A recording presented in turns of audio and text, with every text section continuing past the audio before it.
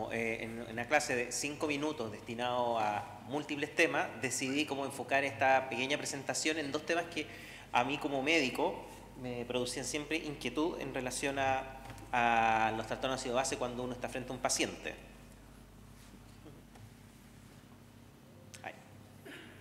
La primera es, si tengo un paciente, ¿qué examen le tomo? Si tomo gases arteriales o le tomo gases venosos. Y si estoy en situación de turno, de urgencia, tengo un paciente, te están llamando por un ingreso, tengo otro y me llega un examen de un paciente, obviamente yo no tengo 5 minutos, 10 minutos para sentarme a analizar los detalles preciosistas que puede tener el paciente. Entonces, ¿cómo puedo interpretar en menos de un minuto un trastorno ácido base en un paciente determinado? Lo más importante de los trastornos ácidos base es que se diagnostican principalmente por la historia, por el examen físico y por los otros exámenes. Es decir, yo no necesito un examen de gases arteriales o venoso para saber si el paciente tiene un trastorno ácido base. Ahora bien, ¿por qué yo voy a utilizar estos exámenes? Sino para identificar a veces trastornos leves. Cuando yo tengo un paciente, por ejemplo, un paciente con una sepsis que puede tener un poquito alto el límite del ácido láctico, tal vez tenga una acidosis metabólica con un GAP elevado. ¿Cuán severo es el trastorno? Por ejemplo, si yo necesito hacer alguna determinada intervención, es distinto tener una acidosis leve a una acidosis severa. Definir conductas, por ejemplo, si un paciente de enfermedad crónica, etapa 4, está con acidosis, si tengo que darle o no tengo que darle a tomar bicarbonato. O evaluar trastornos mixtos que pueden pasar un poco más sutiles o dependiendo de los contextos. Lo primero, para los gases, que uno siempre olvida, de que nosotros como médicos no hacemos eso, pero es realmente muy importante que la toma, el procesamiento y el análisis de ese examen es lo que determina lo que va a interpretar el cerebro del médico. Entonces, hay que recordar que esto, como todo examen, requiere una experiencia. Esto requiere una cierta intervención con una aguja que es una jeringa que está heparinizada, es un transporte que tiene que ser bastante rápido, tiene que ser analizar rápidamente la muestra y si esto no se cumple, el resultado es ininterpretable. A veces uno se empieza a moler, a complicar la cabeza diciendo qué tiene el paciente y todo, y lo que tiene es que la muestra se tomó de una mala manera, se demoró mucho en procesar, se embolizó y realmente el paciente no está teniendo el tal o cual trastorno que yo estoy viendo en mi examen. Eso nunca hay que olvidarlo cuando yo tengo un examen raro.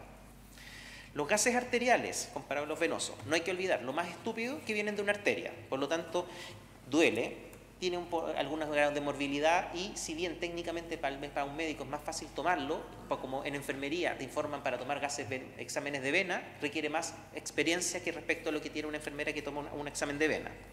Entregan datos de oxigenación que pueden ser importantes para otros settings, pero no para el que estamos viendo nosotros, y te entregan datos fidedignos de CO2. ¿Qué pasa con el pH y el bicarbonato? Se han visto en estudios metaanálisis de que son comparables los arteriales con los venosos con una variabilidad menor al 10%. Por lo tanto, ¿cuándo uso los arteriales? Principalmente si yo quiero ver alteraciones de la PCO2, es decir, para trastornos respiratorios. Y en el caso de la oxigenación, uno tiene que verlo en casos puntuales, pero para el trastorno de ácido base no son significativamente relevantes. Por lo tanto, los gases venosos son los que podemos utilizar. ¿Y qué voy a hacer en esto? Tenemos 2 herramientas. Una es el bicarbonato estándar, que es una estimación del PCO2 mediante un CLAP. ¿Qué rayos significa esto? Nos dice, si yo tuviera mi PCO2 normal, ¿cuánto sería el bicarbonato de ese paciente? Es decir, si yo encuentro una alteración en este paciente, implica que esa alteración es una alteración de punto de vista metabólico, no respiratoria. Por lo tanto, nosotros lo utilizamos para hacer el seguimiento de los pacientes con acidosis y alcalosis metabólica. ¿Cuál es la otra herramienta? En algunas partes donde no se informa el bicarbonato estándar, el base excess. Esencialmente, operativamente se interpreta de la misma manera.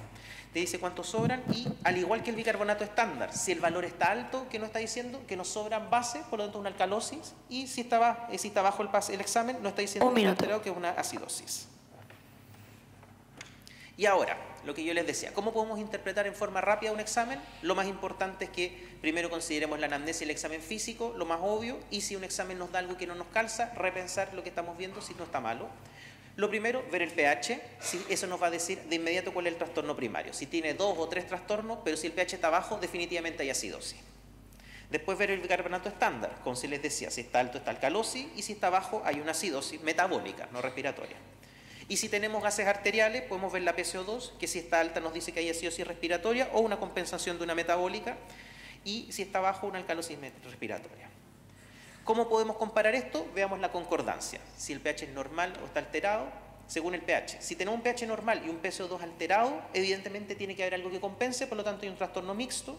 Si el pH está bajo y la PCO2 alta, el trastorno primario tiene que ser respiratorio, y si es normal, tiene que ser mixto. Y la famosa anion gap, que si tenemos una acidosis metabólica, vemos si el anion gap está alto, nos dice de que nos sobran aniones, que hay ácidos titulables, o que es más bajo, que no sobran aniones, entonces tenemos que pensar en pérdidas de bicarbonato o disminución de excreción de protones. Como para resumir, generalmente para diagnosticar trastorno ácido-base no requerimos los gases, nos orientan los gases o nos orientan la severidad, y para ver los trastornos metabólicos con gases venosos es suficiente. Si yo tengo dudas, siempre pensar cómo se tomó, se procesó y transportó la muestra, y si yo tengo dudas para todas las otras cosas exquisitas que pueden existir, le preguntamos a alguien que sepa más que uno. Eso. Agradecemos al doctor Toro por su presentación.